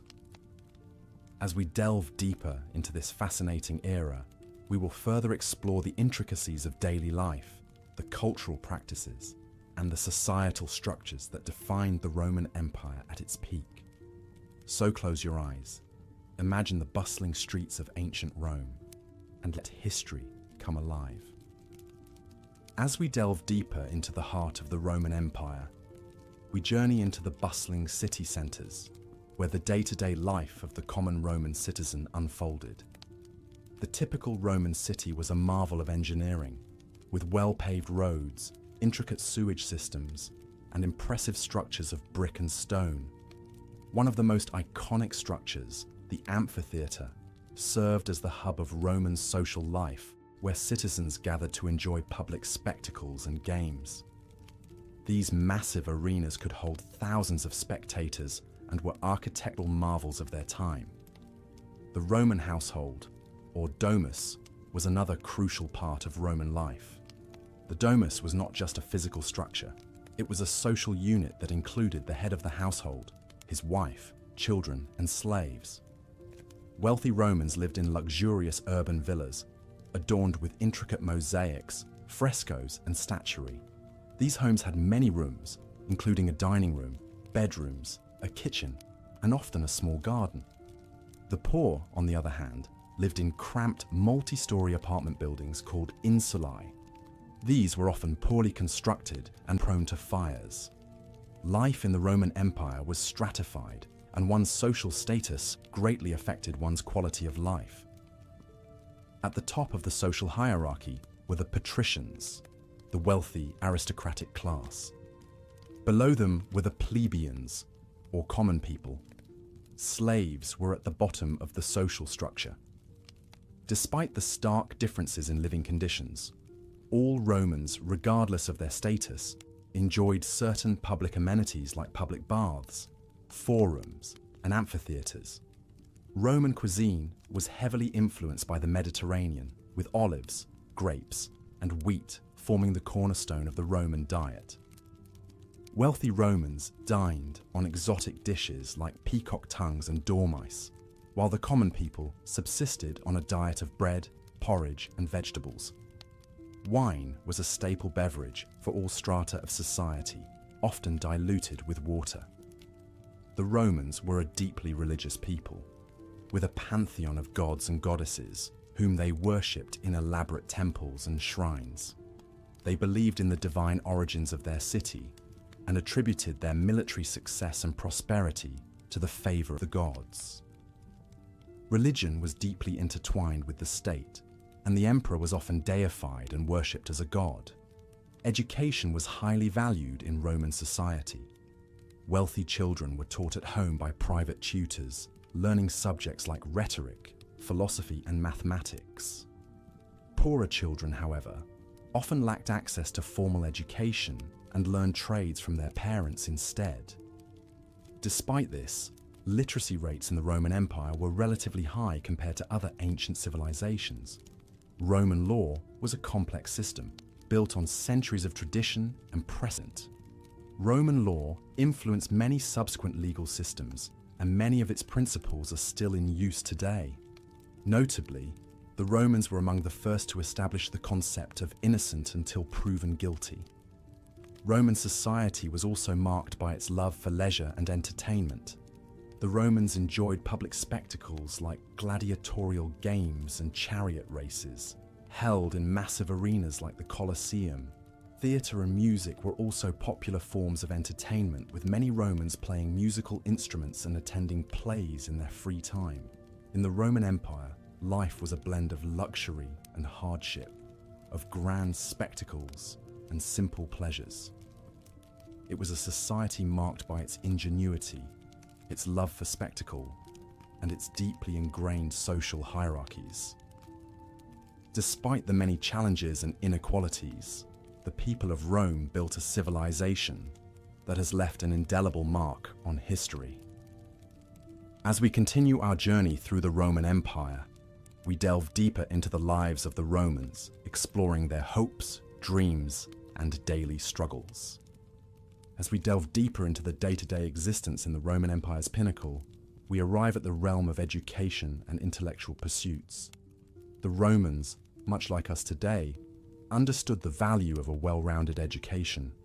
However, the form and content of this education differed significantly from our modern conception of schooling.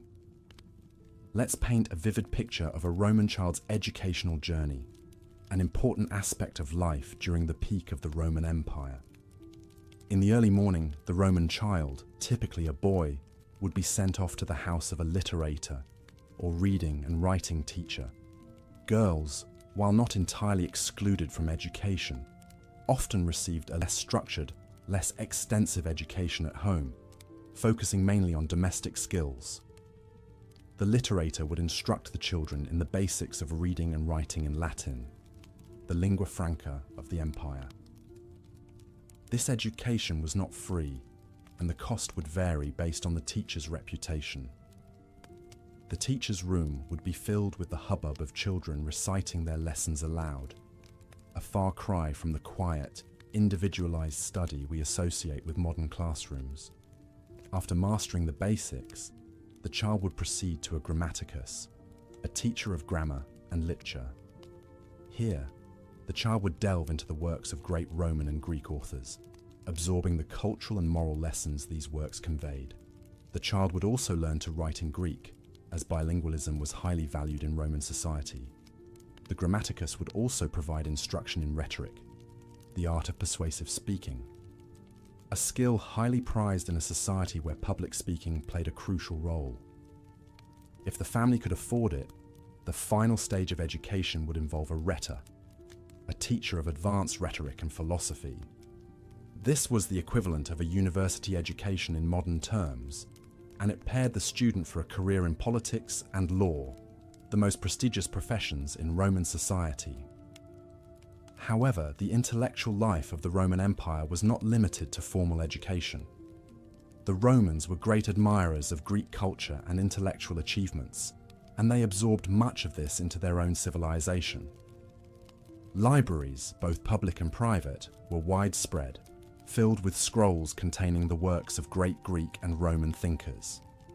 There were also public lectures and debates, where the educated elite would gather to discuss philosophical and ethical issues. Despite this focus on intellectual pursuits, the Roman education system was not without its critics. Some Romans lamented the focus on Greek culture and language, believing it detracted from traditional Roman values. There was also criticism of the harsh discipline in Roman schools, with corporal punishment a common occurrence. But whether one loved or loathed the Roman education system, it is undeniable that it was an integral part of life during the peak of the Roman Empire. It shaped the minds and values of the Roman citizens, influencing everything from politics to literature. And though it may seem foreign to us, with its emphasis on rote learning and physical discipline, it is, in many ways, the ancestor of our own education system. As we drift away from the bustling classrooms and quiet libraries of ancient Rome, we find ourselves standing at the threshold of a Roman home, ready to explore the intimate sphere of domestic life. But that is a story for another time. For now, let us close our eyes and imagine the echoing voices of Roman children reciting their lessons, the rustling of parchment scrolls in a library, the animated discussions in a public lecture. Let these images lull you into a peaceful slumber, carrying you away on the wings of history. As we continue our journey through the peak of the Roman Empire, we find ourselves stepping into the atmosphere of a bustling marketplace. Markets, or Masella as they were known in Latin, were an integral part of Roman life, serving as the hub of economic activity and social interaction. These were not just places for buying and selling, but venues where news was exchanged, politics discussed, and friendships formed. The marketplace was a bustling array of stalls, peddlers, and shoppers.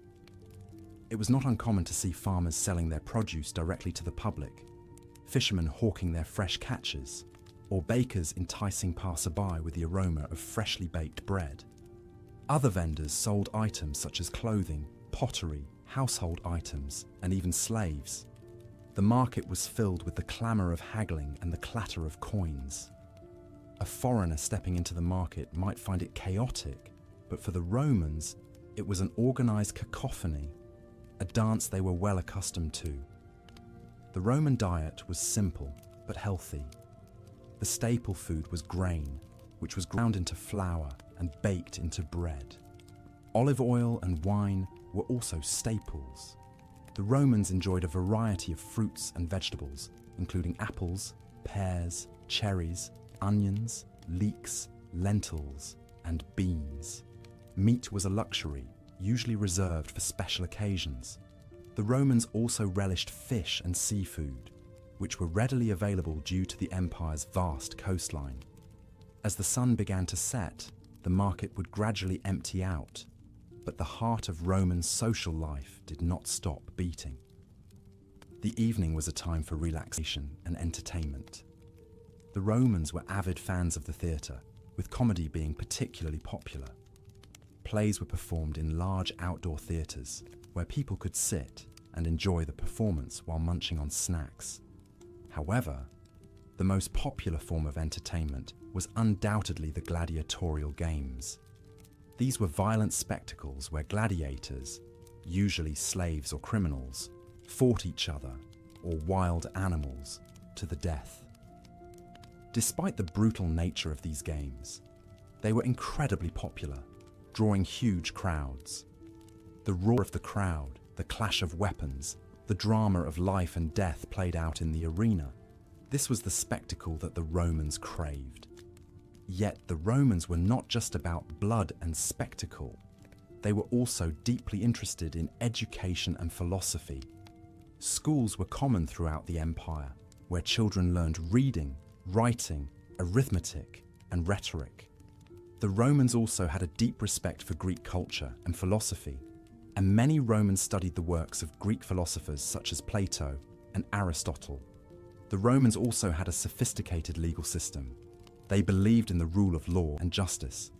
The 12 Tables, the earliest code of Roman law, laid out the legal rights and responsibilities of citizens. The laws covered a wide range of issues, from property rights to criminal law. The Romans also had a system of courts and judges to enforce the law. As the day drew to a close, the Romans would return to their homes, which varied greatly depending on their wealth. The poor lived in cramped apartments in multi-story buildings called insulae. These buildings were often poorly constructed and prone to fires. The wealthy, on the other hand, lived in luxurious villas with spacious rooms, beautiful mosaics, and lush gardens. As we leave the bustling streets and head towards the quiet of the night, we can reflect on the complexity and richness of Roman life during its peak. It was a time of prosperity and growth, but also of great inequality and violence. Yet, despite these contradictions, it was a society that left an indelible mark on world history. As we drift into slumber, we carry with us the echoes of the Roman Empire, a civilization that continues to fascinate and inspire us to this day. In the last section, we concluded our journey through the bustling markets of ancient Rome, breathing in the heady scent of spices, herbs, and olives, and listening to the dynamic sound of coinage, bargaining, and the myriad languages spoken by the diverse populace. Now, let us turn our attention to the heart of the Roman Empire, its government and politics. Rome, at the height of its power, was an oligarchy masquerading as a republic. The government was essentially controlled by a number of powerful families, known as patricians, who held the majority of political power. These families often had deep roots in the Roman society, tracing their lineage back to Rome's earliest days. Despite this concentration of power, the Romans were deeply proud of their republican ideals and made a show of electing 2 consuls each year to manage the affairs of the state. The consuls were the highest-ranking officials in the government, sharing the executive power. They were chosen from among the senators, a group of about 300 men who were the real power behind the Roman government. The Senate was the primary legislative body, responsible for making laws and decisions about war and peace. Senators were also responsible for electing the consuls, which often led to intense political rivalries and even bloodshed. In addition to the consuls and the Senate, there were several other important positions in the Roman government. These included the praetors, who acted as judges, the aediles, who were in charge of public buildings and festivals, the quaestors, who managed the state treasury, and the censors, who maintained the census and moral standards of the state. To balance the power of the patrician class, there were also institutions that allowed the participation of the common people, or plebeians, in the Roman government. The plebeians could elect their own officials, known as tribunes, who had the power to veto the decisions of the Senate. This was a crucial safeguard against the absolute rule of the patricians and allowed for a limited form of democracy in the Roman Republic. Despite these democratic trappings, corruption was rampant in the Roman government. Elections were often rigged, and bribery was a common practice. Wealthy individuals could buy political offices, and politicians often used their positions to amass personal fortunes. This corruption was one of the factors that led to the decline and fall of the Roman Republic and the rise of the Roman Empire. In the late Republic, a series of civil wars and political crises led to the rise of Julius Caesar, a charismatic general who seized power and declared himself dictator for life. After his assassination, his adopted son, Octavian, later known as Augustus, became the first Roman emperor, marking the end of the Roman Republic and the beginning of the Roman Empire. Under the empire, the Senate lost much of its power, becoming more of a symbolic institution. The emperor held absolute power, making all major decisions and controlling the military. However, the emperors often maintained the illusion of a republic, with the Senate and other institutions still functioning, albeit with greatly reduced power. This was the political structure that governed the vast Roman Empire, from Britain in the north to Egypt in the south, and from Spain in the west to Syria in the east. It was a complex and often corrupt system, but it managed to maintain control over a vast and diverse territory for many centuries. As we delve deeper into the Roman Empire's political landscape, we can begin to see the intricate web of power and politics that made Rome one of the most fascinating civilizations in history. In the next section, we will explore the day-to-day life of an average Roman citizen, from the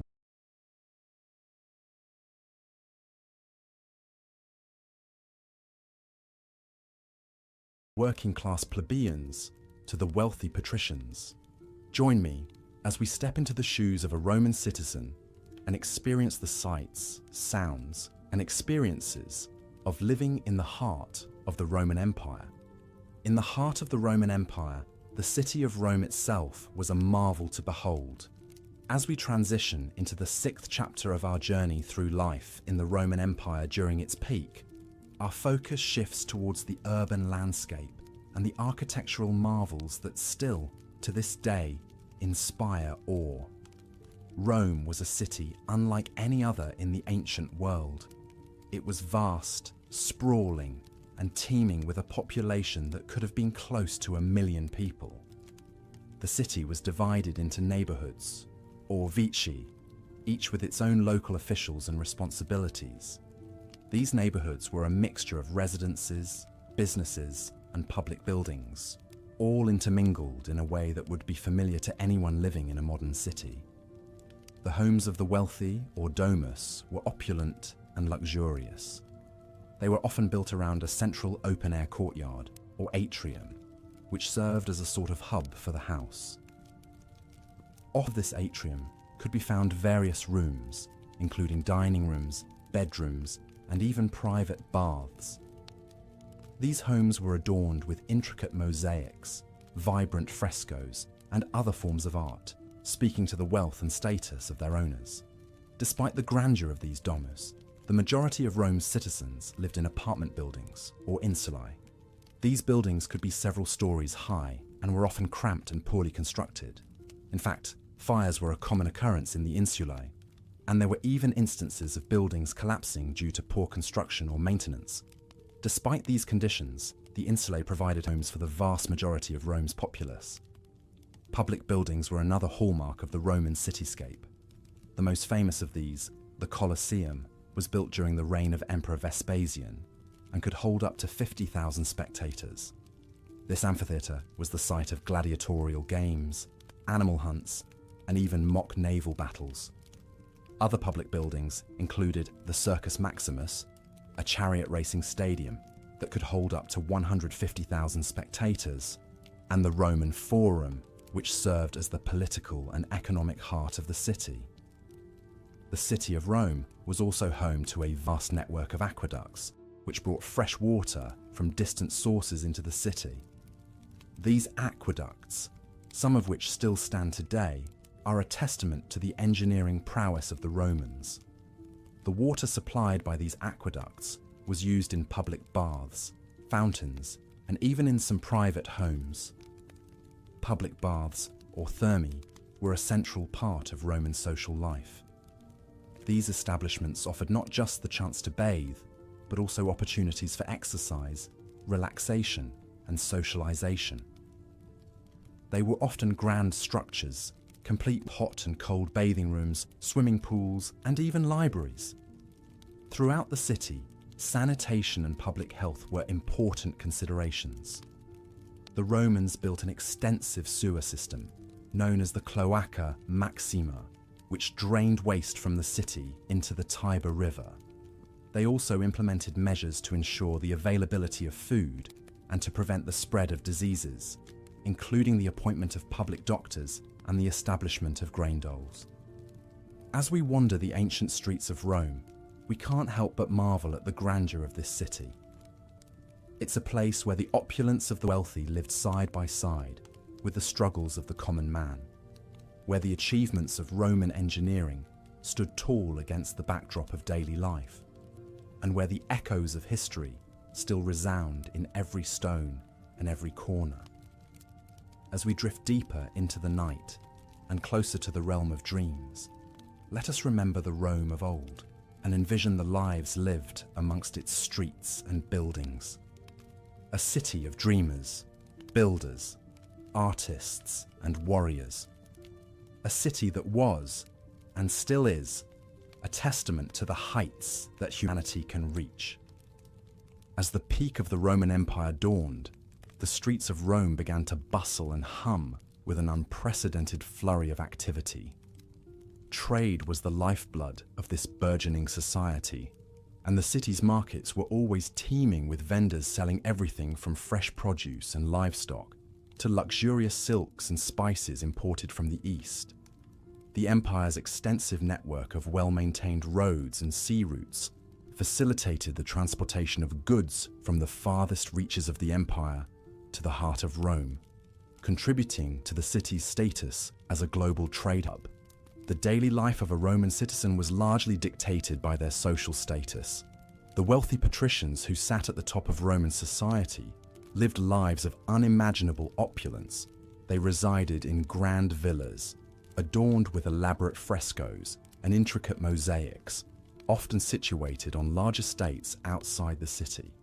These homes were symbols of their owners' wealth and power, and they often hosted lavish banquets and parties where guests would indulge in fine wine and entertainment. In stark contrast, the plebeians, the common folk, lived in cramped apartments known as insulae, located in the city's bustling heart. Despite their modest living conditions, these lower-class Romans took great pride in their community and participated actively in public life. They would frequent the city's numerous bathhouses, markets, and amphitheatres, indulging in the empire's myriad public entertainments. The Roman Empire was renowned for its public amenities, many of which were the first of their kind. The city boasted an extensive aqueduct system, which supplied clean water to public fountains, baths, and private homes. The Roman baths, in particular, were a marvel of engineering and a hub of social activity. Citizens of all classes would gather here to bathe, socialize, and discuss politics. The baths were often grand architectural feats,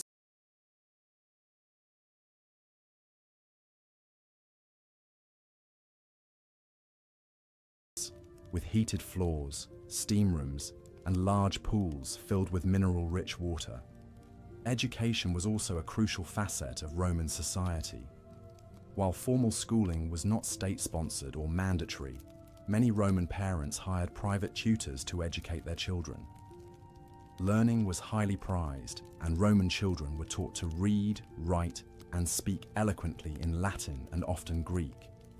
They were also instructed in philosophy, music, mathematics, and astronomy, reflecting the empire's deep respect for knowledge and intellectual pursuits. Religion played a central role in daily lives of Romans. They worshipped a pantheon of gods and goddesses, each with their unique powers and domains. The Romans were deeply superstitious, and they sought the favor of their deities through prayers, sacrifices, and elaborate rituals. Temples dedicated to these gods dotted the city, serving as places of worship and community gatherings. The Roman judicial system was highly advanced for its time. Citizens were presumed innocent until proven guilty, and they had the right to defend themselves in court. However, the courts were often biased in favor of the wealthy and influential, and corruption was rife. As the sun set on the city, the Roman nightlife would come alive. Taverns and inns would fill with patrons seeking food, drink, and companionship. Street performers would entertain passers-by with music, dance, and theatre. The city's amphitheatres would host gladiatorial contests, chariot races, and theatrical performances, drawing crowds of thousands. Despite the hardships and inequalities, life during the peak of the Roman Empire was vibrant